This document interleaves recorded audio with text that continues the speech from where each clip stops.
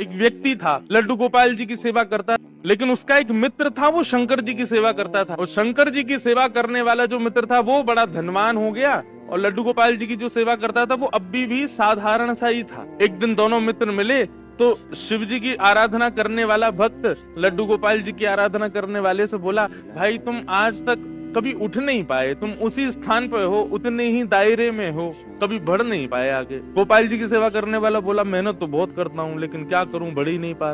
शिव आराधक ने कहा, एक काम करो, तुम अपने आराध्य बदल दो। ये तुम गोपाल जी की आराधना करते हो ना, इनकी जगह तुम शिव जी की आराधना शुरू कर दो, देखना कैसे जीवन में बदलाव आएगा। अब उस व्यक्ति ने यही किया कि गोपाल जी को ले जाकर के तो अलमारी में रख दिया, दूसरे दिन एक शंकर जी ले आया और शंकर जी का बढ़िया रुद्राभिषेक करके, त्रिपुंड लगा करके, बढ़िया ज्योत नैवेद्य आदि सब अर्पित करके, अगरबत्ती जला करके ओम नमः शिवाय का जाप करने लगा। और अब गोपाल जी की सेवा करता था, वो गोपाल जी मन अंदर बैठा दिए एक अलमारी में, उनकी सेवा बंद, ओम नमः शिवाय का जाप करने लगा।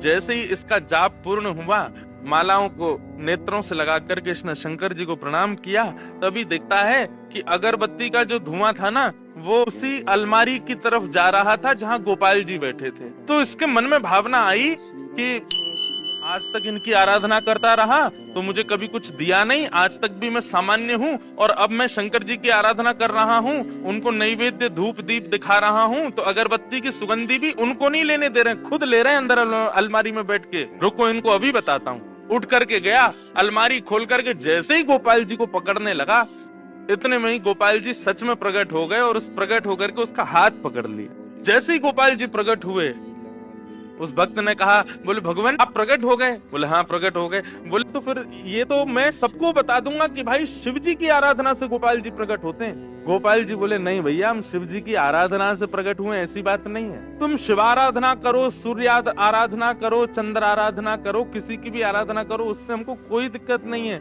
लेकिन आज हम प्रकट किस लिए हुए ये ध्यान से सुनना। आज तक तुमने केवल हमको अष्ट धातु की एक मूर्ति समझा, तुम्हारे मन में कभी ये भावना नहीं आती थी कि इनकी आंखें भी हैं, इनकी नाक भी है, इनकी जीभ भी है, इनके कान भी हैं, इनकी त्वचा भी है, इनके हाथ पैर भी हैं। परंतु आज जब वो अगरबत्ती का धुआं सहज ही मेरी तरफ आ गया तो तुम्हारे मन में ये भावना आई कि अगरबत्ती की सुगंधी मैं ले रहा हूँ, मतलब मैं जड़ नहीं हूँ, मैं चैतन्य हूँ। वास्तव में शिव आराधना ने मुझे प्रकट नहीं किया, तुम्हारे हृदय में जो चैतन्यता का भाव मेरे प्रति आया है उसने मुझे प्रकट किया है। ये चैतन्य हम मानते हैं? नहीं मानते।